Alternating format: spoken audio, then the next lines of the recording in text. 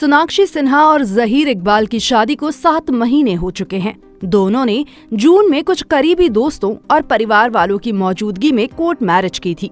हालांकि दोनों की शादी के फैसले में सिन्हा परिवार की रजामंदी नहीं थी। शत्रुघ्न सिन्हा और उनके बेटे लव सिन्हा के बयानों से नाराजगी साफ नजर आई, लेकिन एक पिता अपनी बेटी से ज्यादा समय तक नाराज नहीं रह सकता।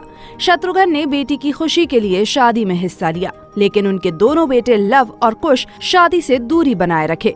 अब सोना और जहीर की शादी के महीनों बाद शत्रुघ्न सिन्हा ने इसके पीछे का कारण का खुलासा किया है और बताया कि उनके दोनों बेटे बहन की शादी का हिस्सा क्यों नहीं बने।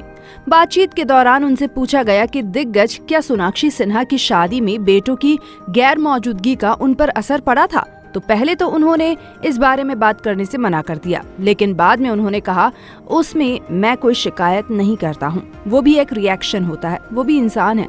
बच्चों को एक तरह का झटका लगा है, हो सकता है कि वो इस समय इतनी समझ नहीं रखते होंगे।